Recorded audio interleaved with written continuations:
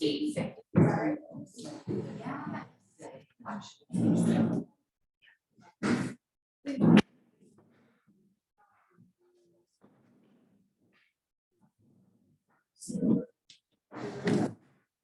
right, we're going to get started here. So I'm going to introduce Alex James and Kate Eldon here. Alex currently serves as the NRCS Regional Conservation Partnership Program Easement Liaison. And that was a position created in partnership with the Conservation Commission, WADE, Washington Association of Land Trusts, and NRCS. And her primary duty is to direct federal funding in Washington State by assisting NRCS land trusts and conservation districts with implementing and utilizing conservation easement programs offered by NRCS. And previously, she's worked with Blue Mountain Land Trust in Walla Walla and at Evergreen State College. Kate is the Farmland Preservation Coordinator at the Office of Farmland Preservation. OFP is a program within WSCC and works to address rapid loss of agricultural land in our state. So why don't you guys take it away? Thanks, Emmett. So hi, my name is Alex. I'm excited to see you all here to learn about easements. It's one of my favorite topics to talk about.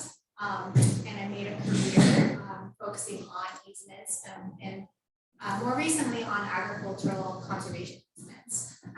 So I just want to also share that we created these participant packets, and a lot of the information that we're going to cover today is captured in these packets, and then there's even more information in there as well.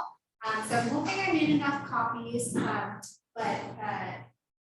here's one up here, and if more people come in, maybe just share for that, but hopefully this will be a guide to kind of help follow along through that the presentation. And then Emma informed me that he will also post this to the WADE webpage, so you can download it there, or for folks that are joining us virtually, you should be able to access this at some point in the near future.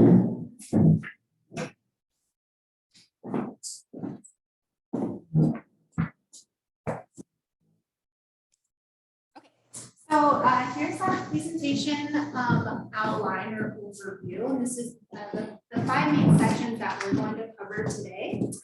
So section 1, conservation easement basics, I'll take the lead on here, just basically introduce the concept and foundation of a conservation easement, and then more specifically discuss the concept of agricultural conservation easements. Section 2 will go over agricultural easement administration and specifically address who administers easements, how they administer them, and how they are managed. And Kate will cover that section.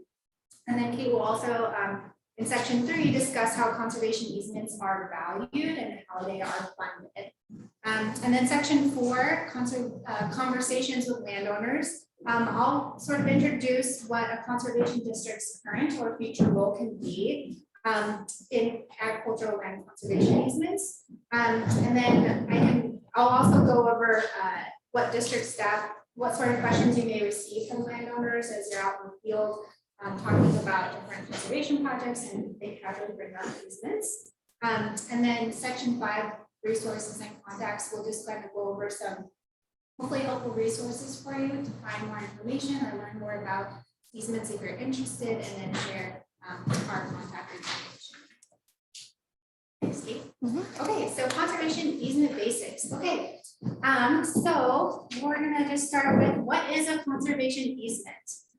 So essentially, a conservation easement is a deed restriction that landowners will voluntarily place on their property to protect natural resources and conservation values. So these natural resources or conservation values can include the protection of productive agricultural land, ground and surface water, wildlife habitat, historic and cultural sites, scenic views, or even natural areas.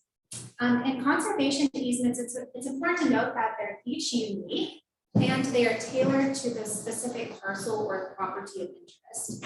But in general, there are several types of conservation easements that are utilized. And these kind of directly relate to those natural resources and conservation values that I just mentioned, but can include working lands easements, fish and wildlife habitat easements, riparian easements, scenic and natural areas, easements, as well as historic and cultural easements, and even recreational easements.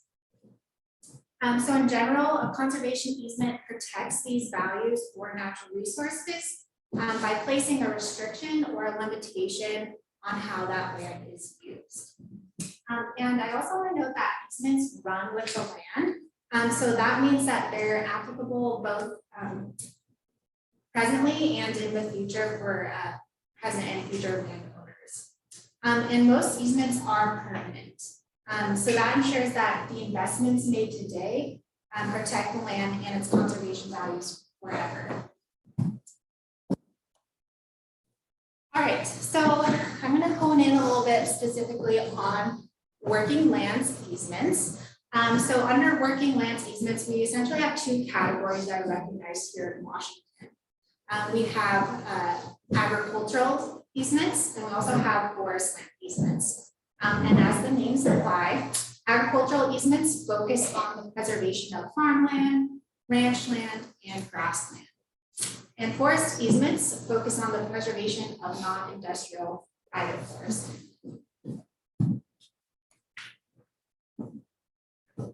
Okay, so I'm going to hone in a little bit more and just specifically talk about agricultural conservation easements.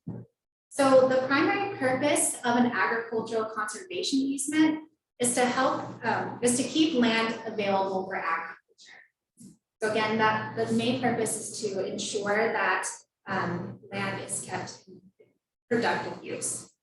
So this is primarily done by restricting rights and uses on that farmland or that property to those that are compatible with agriculture. And additionally, agricultural easements are drafted in such a way to also enhance and sustain the viability of the land and its current and future agricultural values. But because agriculture often looks different across the nation, agricultural easements are often referred to the state definition of agriculture to provide flexibility in the agricultural easement values being protected over time. So in Washington, the definition of agriculture is found in the Revised Code of Washington, specifically 49-1720, and agricultural activities are further defined in the Revised Code of Washington in 74810. If you're interested. But in general, agriculture occurs on lands typically associated with farmland, ranchland, and grassland. And I also want to note that agricultural values being protected often include things such as prime and unique soils. Soils are areas of statewide importance. Soils and areas of local importance, historical or archaeological important sites, sites that are historically dominated by grassland or shrubland, or areas that even further a state's policy, or even a local policy. So for example, a county comprehensive plan. And as I previously mentioned, agricultural conservation easements restrict and limit the uses of the land to those compatible with agriculture. So it's important to note that landowners are compensated for placing these restrictions on their land. Essentially that they're paid for the rights that they're giving up or selling to the conservation organization or public agency that's holding the easement. Okay, so how does an agricultural conservation easement work? So how does it protect, enhance, and maintain these conservation values that I previously identified? Well, foremost, the easement places, again, a restriction or limitation on how the land is used. And this is primarily done by restricting or limiting any uses that impact the agricultural use or agricultural viability of the land. Most easements will restrict or limit development, subdivision, timber extraction, often without a forest management plan or a harvest plan. They'll also restrict or limit farm construction near waterways, mineral exploration, any sort of like surface alteration that's incompatible with the ag use of the land. Dumping of waste, building impervious surfaces, any sort of incompatible uses by utilities and roads, etc. So really focusing on, again, those agricultural values. And I also want to note that most easements will include a farm plan or a conservation plan, sometimes called a stewardship plan, that guides that landowner with practices to enhance the agricultural values and the natural resources of the land. And the farm plan is often, if it's used, or the stewardship plan or conservation plan, it's often a requirement of the conservation easement deed itself, but it's one of those components that can be updated or amended over time as needed. Okay, so what are some of the benefits of a conservation easement? Well, I think there's a lot of benefits, and I'll go over some of them. So I want to mostly focus on the permanent protection of land, right? So an easement can protect important natural resources and agricultural values indefinitely, forever, which I think is pretty cool. Also, easements can be an important part of succession planning. So they, talking about easements or placing an easement on a farmland can assist farmers and their families with a plan for how that land will be used in the future. There are also financial incentives. So landowners are compensated for the value of the easement, and this often provides a direct cash payment that can be directly put towards farm investments or other improvements on the property. And landowners also have the option to donate the appraised value of the easement, and this can make them eligible for some tax deductions and benefits too. I also want to note that an important community benefit is sustaining our local economies, right? So this ensures that there's a future of farming in the community, and it can also provide land affordability and land access for the next generation of farmers, which is pretty cool. Also, I just want to note that these agricultural conservation easements can also support a way of life and the heritage of a community by preventing conversion of farms. So we're kind of grappling with that a lot in Washington right now. And this is one tool that can be used to sort of to celebrate that heritage that we have here. And then a couple more benefits. So there's definitely benefits to wildlife habitat. So easements can essentially help maintain wildlife corridors, especially if they're adjacent to each other, because you're preventing, in most cases, you're preventing any development. So you're keeping that space open and allowing for the protection of even wildlife corridors. These easements can also protect streams. They can provide habitat and open space for numerous species. They can play an important role in watershed enhancement, preservation, etc. And then the last benefit I put on here is that they can also contribute to clean water and air. So how do they do that? Well, sometimes easements can protect hydrologic systems by preventing development in critical areas. They can maintain areas of forests or farmlands, grasslands for carbon sequestration, and they can protect our forests. Alex, can I put a fine point on the succession planning and financial incentive? Thank you. So I just wanted to point out that increasingly agricultural conservation easements are becoming a tool for succession and transition planning. And really they're about affordability. So what we're talking about with an ag conservation easement is through this real estate transaction, we're removing the speculative development potential from that piece of ground. So new and beginning farmers, folks that are just starting out, you know, they may not have $5 million sitting in the bank to buy a property.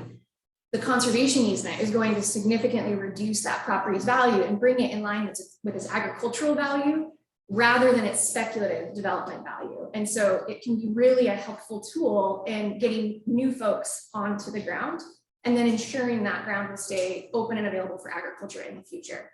And I'll also say, if you have questions during the presentation, please don't hesitate to interrupt us. Thank you. All right, the next slide. Okay, so I'm going to go over the easement process and timeline. I have a lot of information to share here, but hopefully this slide can break it down for you a little bit more simply.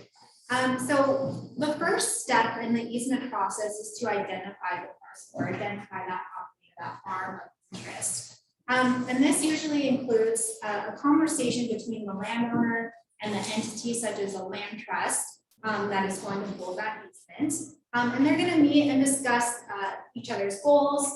Specifically, the conversation should focus on the landowner goals of the property and also an opportunity for that landowner producer to share current agricultural values that can be protected by the easement. And so often these goals align and the values are worthy of protection. The entity, such as the land trust again, will typically conduct a site visit and they'll go out and assess the property, meet with the landowner, talk about goals again, and they'll assess its agricultural and natural resource values.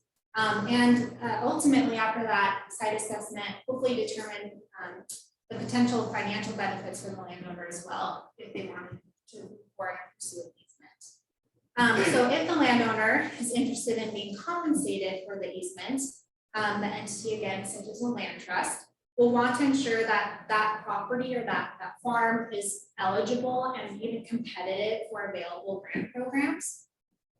And the entity will also want to conduct a preliminary environmental assessment and even a preliminary title review.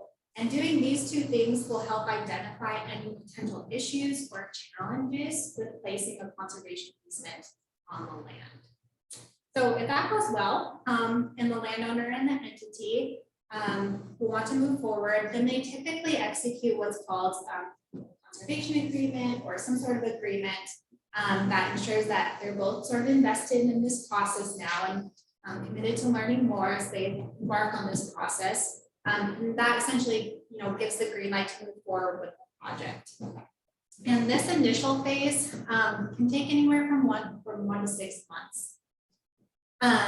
Okay, so as we move further down the easement process, the next step, if it's going to be a purchase easement, is to identify funding. So if this is a purchase easement project, meaning that the landowner will be paid for the easement, the entity, such as a land trust again, will need to identify, apply for, and secure the needed funding. Each funding source is dependent on the specific property and the estimated easement value and the available funding. So in most cases, the entity will need to secure funding from multiple sources. In Washington, this often consists of combined funds from both federal and state programs. So the entity will apply for funding and hopefully they'll secure that funding. And this whole process can take a year or more.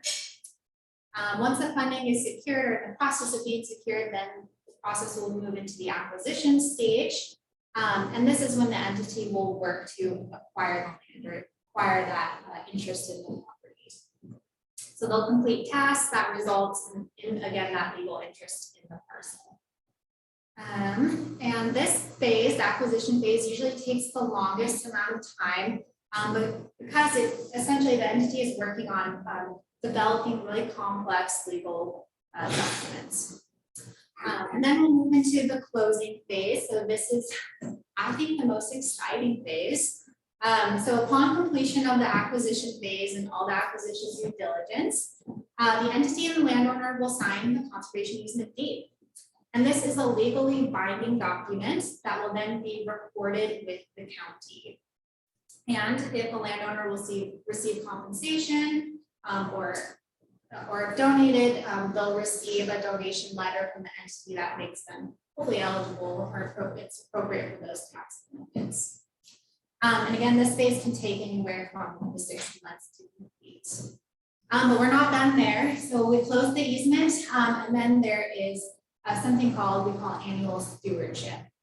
So often as a condition of the deed, the entity will conduct annual stewardship site visits. And when they do these visits, they're essentially focusing on maintaining relationships with the landowners. They're assessing the property to ensure that the values are being protected and to ensure that there are no violations on the property. So again, that can include checking to see if there's any incompatible uses being used on the land. And this annual stewardship time actually, I think, provides a great opportunity for the entity and the landowner to review that stewardship plan or that farm plan, that conservation plan, whatever it's called, and make changes as needed, right? Things change over time. So that provides that flexibility. So all said and done, an easement transaction can take anywhere from 1.5 to 5 years. And I'll just note, typically donated easements occur on a much faster timeline because that entity is not having to seek out those funding sources. And the last thing I want to note about the process and timeline is that the size of an easement project doesn't really affect the timeline. So for example, a 2-acre easement can take about the same time as a 20-acre easement project, which can take about the same time as a 500-acre easement project. Okay, so I'll kind of just blast through this one. So you've heard me use this term easement due diligence.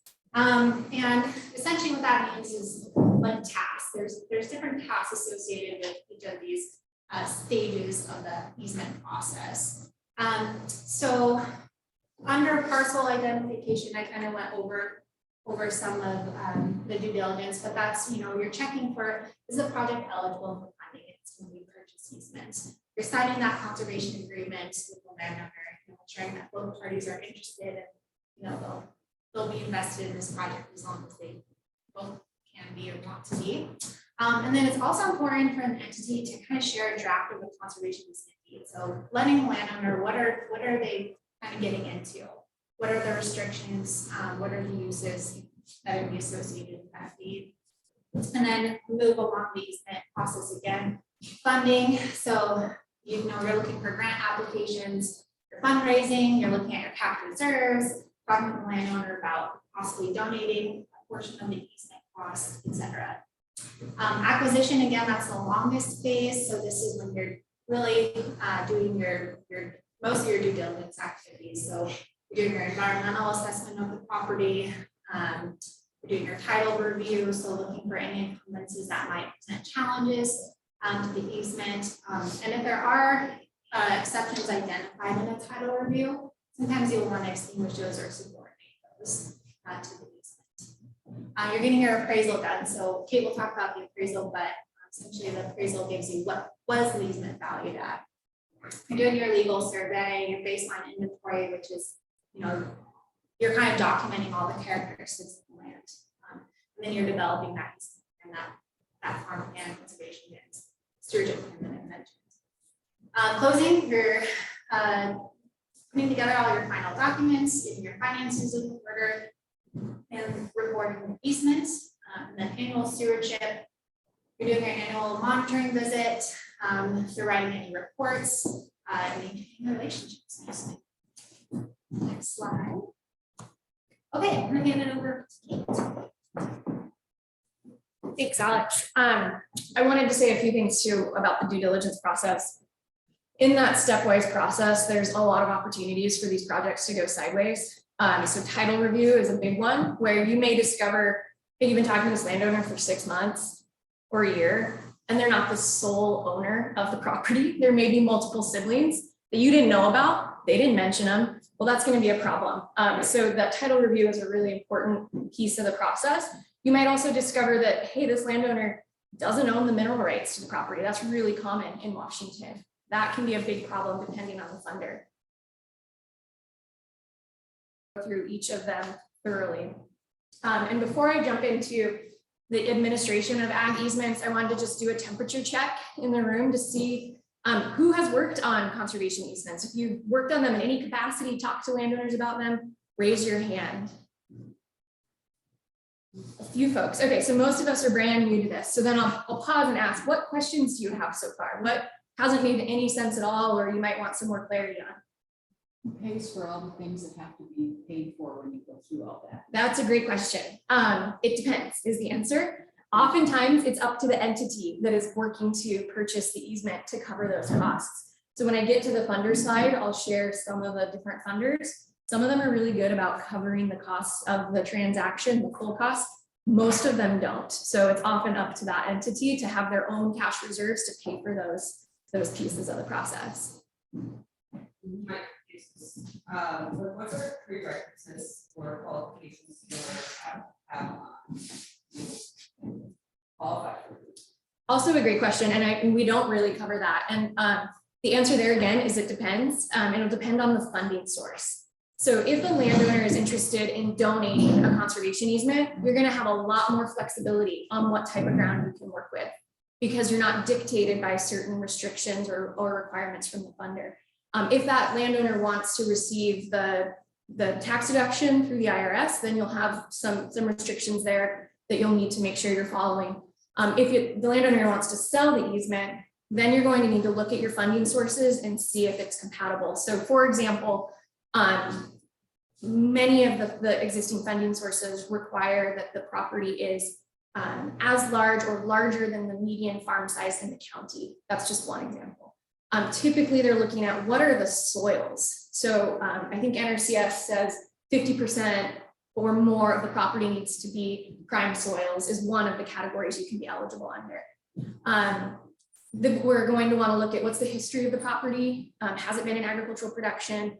What kind of crops can it grow? What is happening in the surrounding area? So one thing we want to try to avoid is conserving a farm that becomes an island in the middle of a community. So it's really hard to farm when your neighbors aren't farmers. And so we're really thinking about what makes this property a good property into the future for agriculture. So the answer is it depends, but those are some of the key things we're looking at. Any other questions? There might be a couple questions in chat. I think Emmett is monitoring that for us. Zora wants to know who I am. And for folks that are new, that came in after we already did our introduction. So I'm Kate Delavan, I coordinate the Office of Farmland Preservation for the State Conservation Commission. Thanks for the question, Zora. I'm sorry, that was, can you hear me? Can you do a combination of the purchase easement and donation, like donate part of it for tax benefits and then take the payout as well? Yeah, you can. It's called a bargain sale. And so that can be a good option when you're working in a part of the state that doesn't have the necessary funding sources to fully fund the easement. So bargain sales are an option. It can make the easement process depending. If that landowner wants to take the tax deduction, it can make it more complicated, or if they're just willing to donate a part of the easement and only receive partial compensation, it can make the easement process less complicated because then you're only looking at one funding source. And can easements happen kind of in coordination? Can you use the easement as a way for the landowner to do some sort of real estate transaction around at the same time? Yep. And then they can use the donation to offset taxes incurred by part of the sale. Yep, that's all possible. And one thing that's important to note, you do not want to get in the business of trying to give landowners advice like that. That is for their attorney and their financial advisor. You have to be really careful that you don't go down that road of saying, you know, here's what might be possible. I typically don't even answer those questions. There's some basic handouts from some national organizations that I might provide for folks. But I always say, you know, you need to have your own financial advisor and run all of this through your attorney, because it can be really tax law changes all the time, so you have to be really careful about that. You don't wanna promise something that. Sure. Yeah. That's just no fun. Yeah. But good question. Yeah, that's all possible and can be some of the reasons folks might be considering doing these transactions. In perpetuities here, similar landowners, is there any precedent for 50 or year agricultural easements, or is that really recognized? There's not in Washington. I think Wyoming maybe did it for a little while. But no, when we're talking about an ag conservation easement, it's in perpetuity. You can only sell those development rights once. That is a conversation that's ongoing though, so I'm not surprised to hear that you're hearing that question because we get it all the time. But under our existing framework, we're talking about in perpetuity. There are other types of easements that may be term limited, but when we're talking about ag easements, they're all in perpetuity. I have a landowner that has a conservation easement and 50% of that property got taken away, but doesn't exist anymore. It's like they can't really penalize something like that. So is there a way to like amend other parts of the property to consider that as existing because the land? Yeah, that's definitely possible. And the easement language will have those types of contingencies written in. If there's something outside of the landowner's control that makes that not farmable, they're not going to be then penalized for that. And then there's always the potential to either amend the easement to add additional acreage or to do another easement transaction on another piece of the farm. Can just a portion of the farm get an easement? Yes. Yep. So when we talk about limiting or prohibiting the development potential, you don't have to cover the whole farm with the easement footprint. So there may be a home on the property already that could be included in the easement, or it could be excluded. It's really up to the landowner and the funding source, how do their goals and the funding source will align. And then what do you want to take on in terms of stewarding that easement? You can also reserve residential development rights. So say you have a 500-acre farm that currently has one house on it. That landowner may know, hey, in the future, my son or daughter is going to want a farm. Let's reserve a development right now so that they can build that house in the future. So there's a lot of flexibility depending on the property and the funding source. Okay. Thank you. So when we're talking about administering the conservation easement, it's important to know that there's going to be at minimum at least two parties involved in this transaction. There's going to be the entity or the individual that is selling the conservation easement or donating the conservation easement, and that's referred to as the grantor or the landowner. We only work with willing landowners on these transactions. So these are all voluntary transactions. So the landowner needs to be fully aware of what they're getting into and willing to place these restrictions on their land. And then the other party is going to be the easement holder, also known as the grantee. That could be a conservation district, that could be a land trust. The next slide or the future slide will go through who is eligible to hold conservation easements. And that entity needs to be willing to accept the easement and also agree to all of the terms in the easement because they're the ones responsible for enforcing it.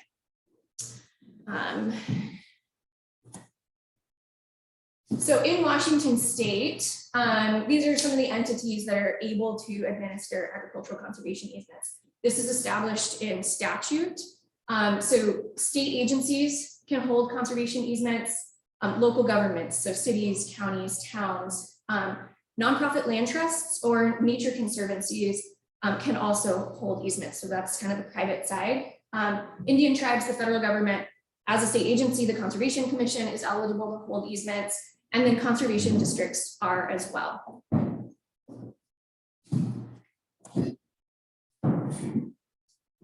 So holding a conservation easement or acting as the grantee comes with a whole slew of responsibilities that you need to go into this process very clear-eyed about. You are taking on a perpetual responsibility and obligation to ensure the purpose and terms of the easement are upheld over time. That means you're going to need to have staff for as long as the life of the easement, right, in perpetuity. You're going to need to have access to legal counsel for the life of the easement.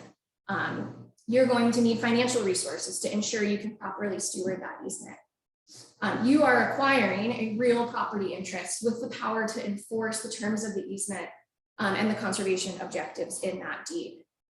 So some of those responsibilities include maintaining permanent records, which includes any documentation of any changes relative to the baseline.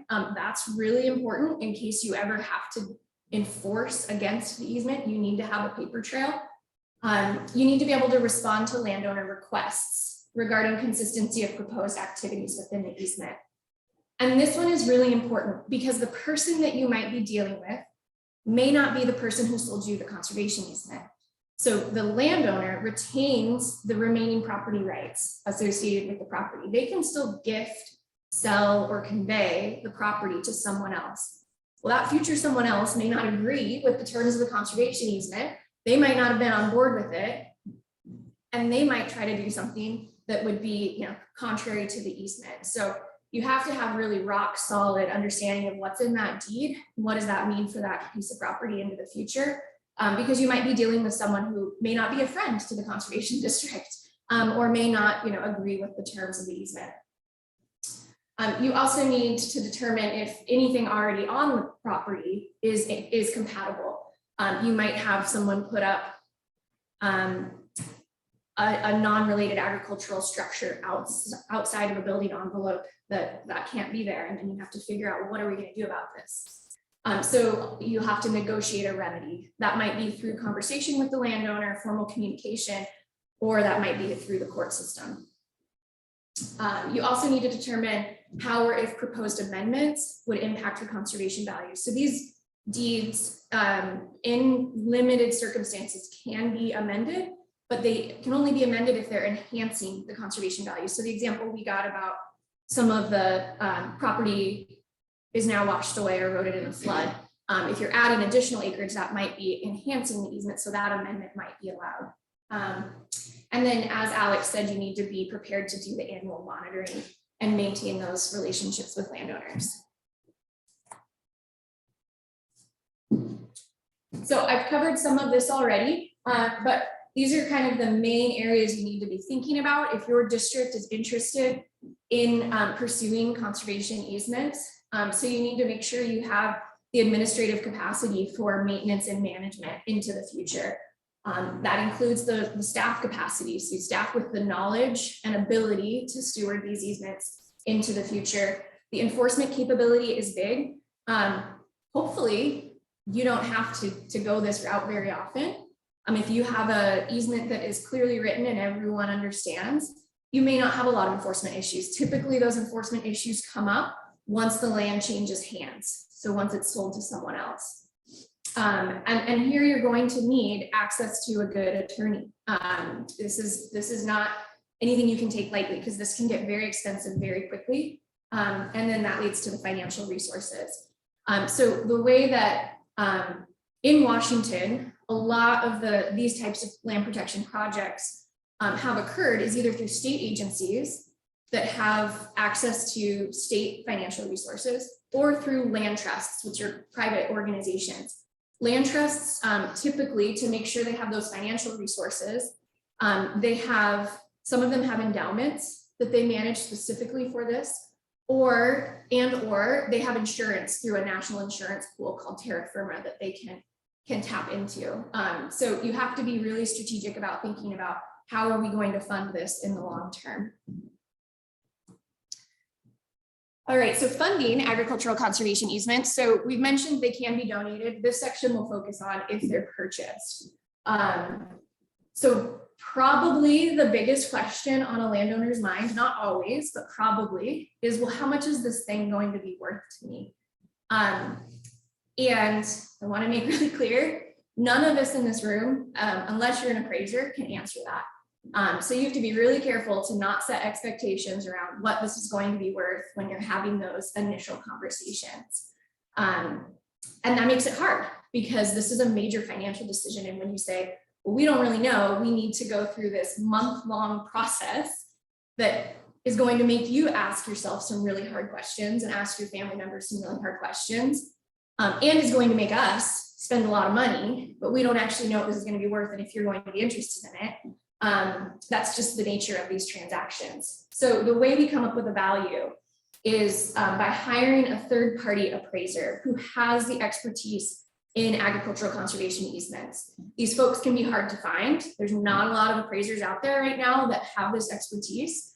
So that can even extend the process too of just getting in the line to get somebody out there. So an appraiser is going to come out to the property and they're going to do two different valuations. They're going to look at what is the fair market value of the property as if the easement weren't there. So they're going to look at the highest and best use of the property. That means what would it be worth if it were developed to its full potential? So things like zoning, land use regulations that may limit or prohibit the ways the property could be developed. What's happening in the local market? What's happening in the general vicinity and then immediately around the farm? So they're going to determine, okay, what's the most this property could be worth given this point in time. Would that include like timber resources, if there was timber on Yep. the property? Oftentimes a timber cruise is included as part of the appraisal process, yeah. And then they're going to look at the property as if the easement were there, so a hypothetical situation.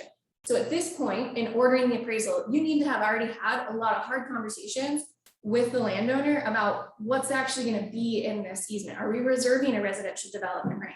Are we reserving the right to harvest timber? What is it really going to be? Because the appraiser needs to see that document, understand what the restrictions are, and then value that accordingly. So then they value it as if the easement were there. And then the difference between the two is going to be the value of the easement. So that'll be the cash payment that the landowner receives through the escrow process. And when we're talking about public funds, there's an extra step of then sending this appraisal out to a third-party appraiser again to do what's referred to as a review appraisal. So they're basically just going to check the work of that initial appraisal to make sure it follows all of the requirements within the appraiser world as well as the requirements of the funder. And if they did, then they'll say, great, this appraisal is correct. If they didn't, they may then be asked to determine a new value for the property, and then that becomes the value of record. In this process, you may get a landowner that says, I don't agree with that. Even if you followed this rigorous process, that's okay. They don't have to agree with it. They can either say, well, I'm not going to sell, or they can hire their own appraisal, and then you can try to figure out, okay, where are we going to land? And that is, through the appraisal process. So if folks don't agree with the value, they think it's too low. I don't think anyone would say it's too high. If they think it's too low, they're welcome to pay for an appraisal on their own as well. It needs to still meet the same rigorous standards. And these are not cheap appraisals. These are not the same type of appraisal you get when you sell your home. I used to think ballpark, these were maybe $11,000-ish. I've now seen some of these appraisals come in for $15,000, $20,000. This is not a, just a quick, easy process where someone's out on the property for a few hours. Yeah, and I'll also add that even, Kate mentioned that we're not experts, and I think it's really important to review the appraisal document when it comes in and make sure that you agree with it too as an entity, and ask the questions that you might have of the appraiser and why they value this. Kind of check for some consistencies between different appraisals too. So I think that's just important, just like read the documents yourself as well. And believe it or not, these documents are fun to read if your brain works at all like mine. There's comps, there's hypothetical situations, they're lengthy, but they're definitely worth understanding. You need to understand that if you're going to be part of a transaction where you're permanently conserving the farm and potentially passing through $1 million or whatever the easement purchase price is. So I've mentioned some of these are the factors that affect the value of the easement. Easement values really vary across the state. They're a real estate transaction, just like any other piece of real estate. The value is determined by many different factors. Important ones are what's the highest and best use of the property, what's the property location, property size, the access, the zoning. Oftentimes these easement values are really driven by specifically the residential development potential, particularly if you're on the west side of the state. So if that property is a 500-acre property and it's zoned one house per 5 acres, that easement is probably going to be worth more than a 500-acre property that's zoned one house per 40 acres, if you're tracking that. So zoning is really important. The easement itself acts as that backstop to zoning and land use policy, because zoning and land use policy changes as political direction changes. Zoning is not permanent, and so that's just kind of an important thing to file away of why easements exist, is to say, well, this is a permanent decision. And then of course the market trends too. So we've seen easement prices, just like regular real estate in our state, go through the roof since COVID-19. We're seeing easement prices, really increase. We'll see what happens in this next year. Those are some of the determinations. Does that make them harder to get? Never, does the market affect the availability? Yeah, so typically when real estate prices are high, there's more farmers willing to sell them. But then it can be harder to line up the funding. So we definitely have more demand in our state for conservation easements than we have funding. So as prices go up, the ability to do more projects goes down, but then you have more landowners knocking at your door. So if prices go down, that's an opportunity to conserve more land, more bang for your buck, but you may have, landowners that are saying, well, now's not the right time. So, and I will say not all landowners are driven by the financial reason as their primary incentive. Many landowners approach us and other organizations and say, this farm has been in my family for generations. It's really important to me that it stays in agriculture. I put my blood, sweat, and tears into it. If I can get a payment, great. Or I may just be willing to donate it outright. So we're focusing on the financial side because that's typically what I have experienced most in Washington. I have done donated easements, but many landowners are looking for that financial payment. And oftentimes it's a combination. There's multiple reasons why they want to pursue this. It's not just the financial piece. So in terms of funding sources, there are funding sources at each level of government. Are we okay on time limit? Okay. So there's funding available from USDA and NRCS. So the primary funding source in our state had been the ASEP ALE, Agricultural Conservation Easement Program, Agricultural Land Easements, general pool, and now we have another tool related to RCPP, the Regional Conservation Partnership Program. And then the EPA can also potentially be a funder for ag easements. I haven't worked on any EPA funded easements. And then at the state level, our primary funding source is through the Recreation and Conservation Office, their Washington Wildlife and Recreation Program. They have a farmland category. This is the funding source that we at the commission work most closely with. So we have several districts around the state that have made fantastic use of this program, where they develop the project at the local level, and then they come to the commission and seek sponsorship for us to work in partnership to seek the grant funding and then to work through the easement project. The district remains the primary point of contact for that landowner, and then the commission helps with the back end due diligence, and then the commission acts as the easement holder. And under a current relationship, we have established that we'll contract with the districts for that annual monitoring. So they can maintain that landowner relationship. They get to get out on the property every year. And then that can help continue to facilitate conversations with that landowner about other investments that they might want to make in natural resources on that property. The Department of Ecology is increasingly becoming an important funding source for ag conservation easements. This is primarily through their floodplains by design program. I know several districts, that was an enthusiastic hand, go ahead. Yeah, and that's like what I do. Sorry, for the public by design is something that they kind of want to decide like an option of their area or FEMA buyout. And that's the question of when it goes to FEMA buyouts, have you ever had two properties where you're adjacent to the FEMA buyout and move next to each other? Because that's like Can you repeat the question? Yeah, thank you. So is the question, can a FEMA buyout be layered on top of an ag easement or next to an ag easement? Next to. Not that, I haven't personally worked on that exact scenario, but I have worked on easement projects where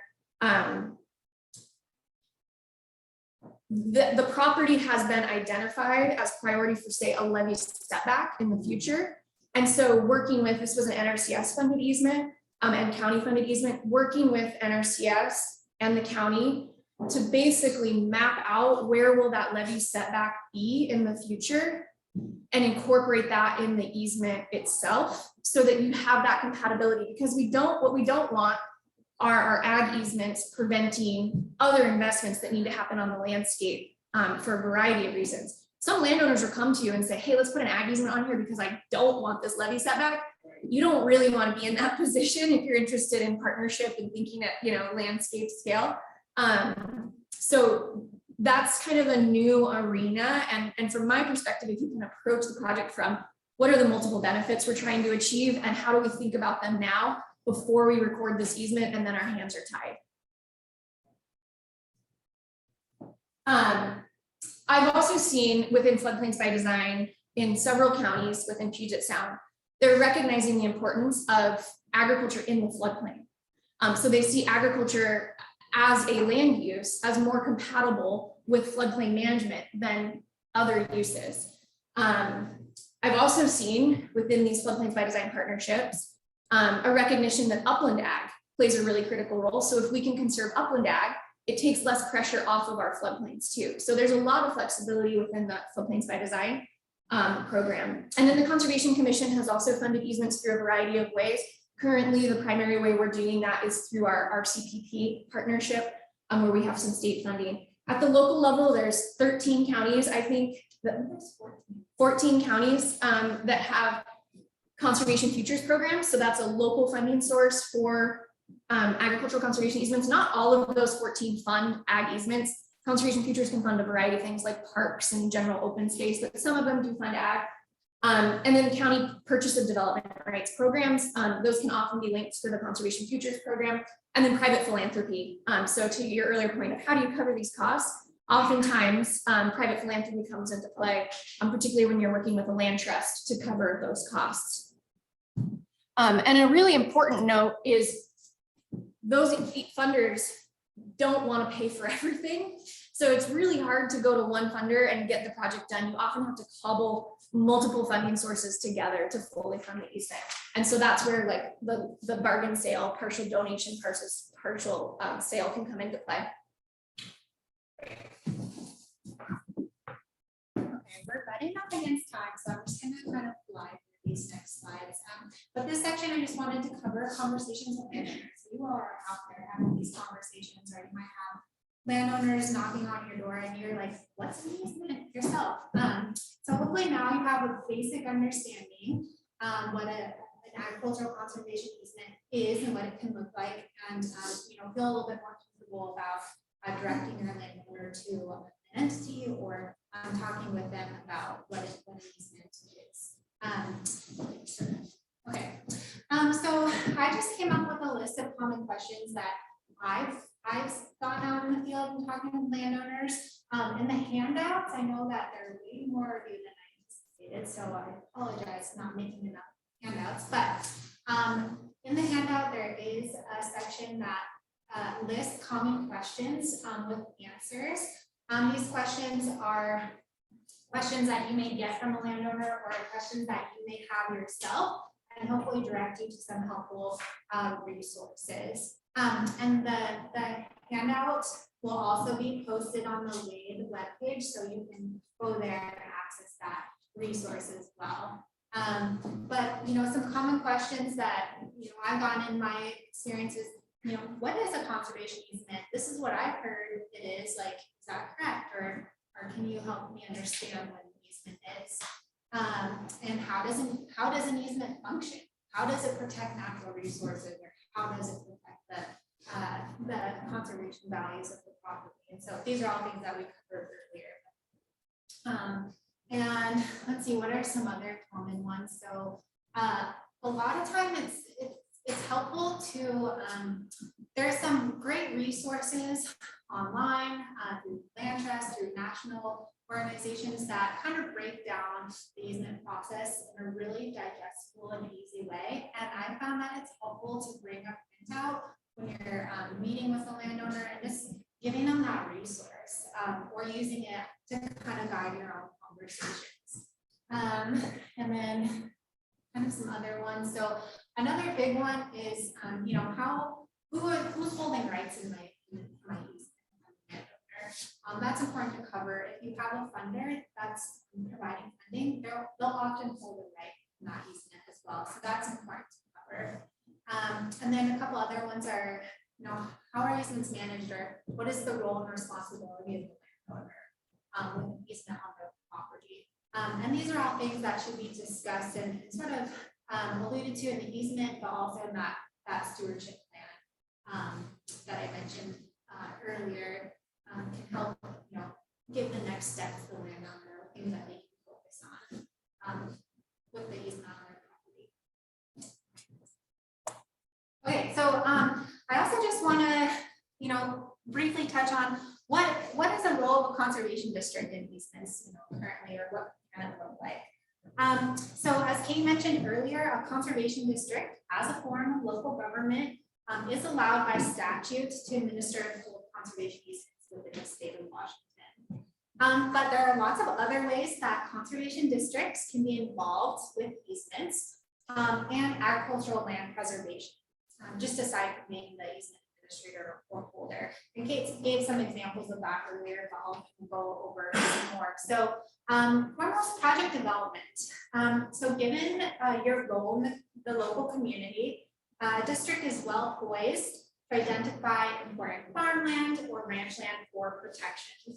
They can assist in developing strategic conservation initiatives that assist entities such as land trusts in targeting specific areas for protection. These districts can also recommend specific parcels to entities for protection, or work with the Conservation Commission and bring them a potential project and begin that partnership. And I think one of the most helpful things that I experienced when I was on the land trust side of things is going to the conservation district to help me better understand the historical context of the farmland in the area and current uses of the land, like what sorts of things are being farmed out there, what are the soils like, etc. And I'll also want to just briefly touch on landowner relationships. So this is another big area that districts can play a role. So you often have well-established relationships with landowners, and you can assist in connecting those landowners to a conservation organization or a public agency that administers easements.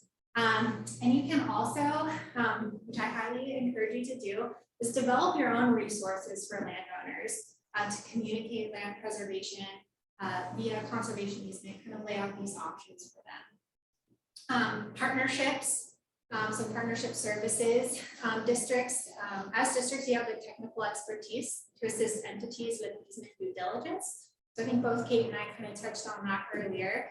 One big thing that districts can play is doing some contract work and helping to develop the farm or that stewardship conservation plan that I mentioned, or even assisting or developing the baseline inventory report, just huge. A lot of land trusts are, well, there's some land trusts that maybe don't have the staff capacity or the technical expertise to do some of these easement due diligence items, so they'll look to districts or look to other entities that can help fulfill that way. And lastly, I'll just say that districts can play a role in cultivating regional partnerships with like-minded organizations. So I think districts have the ability to bring multiple stakeholders together, identify conservation priorities, and form a partnership and seek funding to support that work with partnership, which can include easements. And with my NRCS hat on, I'll say the Regional Conservation Partnership Program provides an avenue to do that and financial support for that type of partnership.